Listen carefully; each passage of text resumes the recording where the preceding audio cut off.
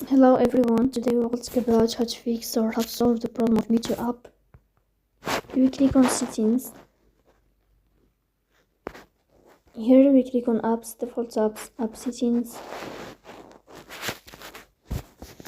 And above here you search about Meitu app and you click. Then here in this page of app info, you click on first stop and you click OK. Then you will enter to the window of storage. Here you will click on clear cache. Then we go to Play Store. You will search about the application of Meitu app as you see and you click. Here you will update your app. If you find updates, so please don't forget to support us by